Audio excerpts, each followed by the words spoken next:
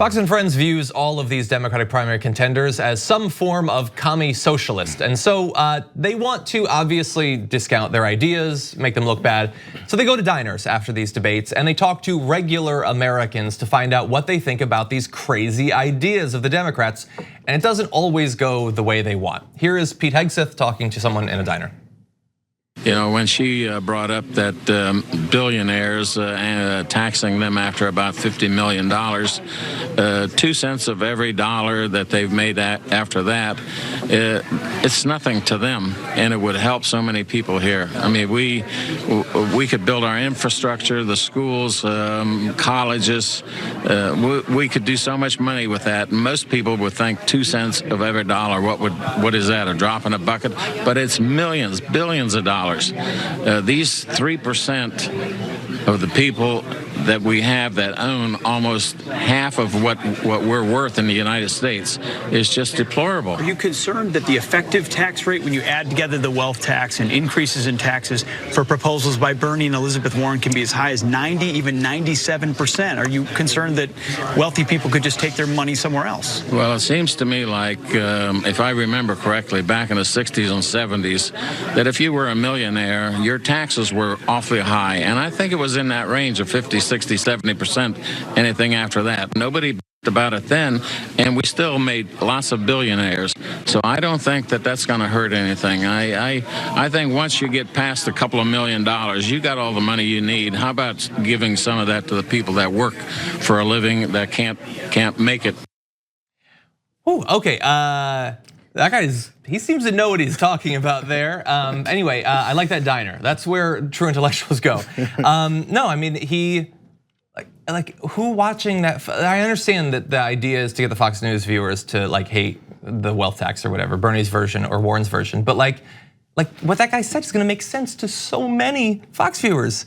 Yeah, they have more money than they will ever spend. Why are we continuing to contort our tax policy to make sure that they can, buy new islands if they're ever created off the coast or something? Like, that, to a regular person who's not a millionaire, so not a Fox and Friends host, but a Fox and Friends viewer, that makes all the sense in the world. The only thing my friend Phil in that clip missed, he does look like his name is Phil. The only thing my friend Phil missed in that was also in saying all this money with the rich have, they can afford to give it to the rest of us. That's the only, I guess, characterization or framing of it that I think would allow people to continue to think this is some kind of takeaway. This is the way things are supposed to work. So that money that they've hoarded is not just because they're these geniuses who found a way to put it together. They're these geniuses who found a way to buy off politicians to allow them to take our money and give it to them so they can hoard it. It's not like some kind of special skill that they have. So this is money that we've given them, that we've got no part of as we participate in this American dream. So when Pete Hegseth asked, what about that effective tax rate for the rich? Why do we give a damn what the effective tax rate is for the rich? They don't care about how much the effective tax rate is for poor folks and how much they actually spend out of pocket for everything that they pay for, from every kind of sales tax to income tax to anything else that they have to pay for. They don't care about us.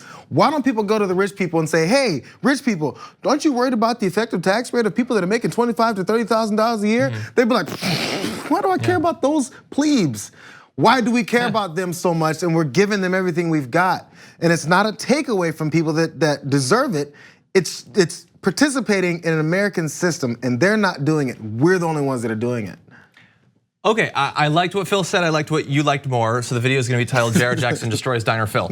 But anyway, no, that's a great point, obviously. But considering that it was an impromptu response from someone who doesn't do political communication, I thought it was pretty on point. No, it was great. I don't mean to knock down Phil. But you're right. You're right. It could help to buttress that false view of what taxation actually is.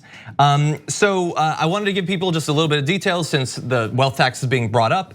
If this is something you're interested in, you should look more into the plans. So far, this is not one of the concepts that everybody on that debate stage supports by any means.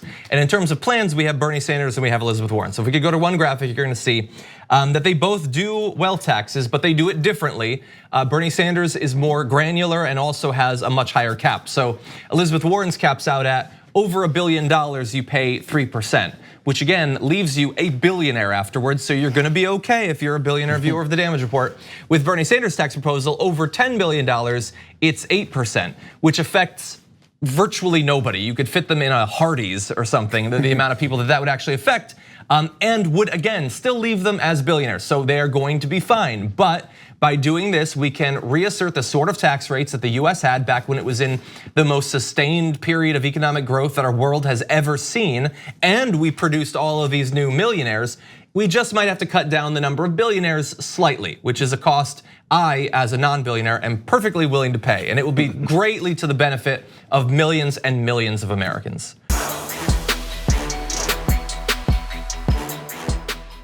Thank you for watching this clip from the Damage Report. For more content from the show and access to TYT Network members-only exclusives, go to tyt.com/Brooke. Wait, no, it's tyt.com/John. Go to tyt.com/John to sign up.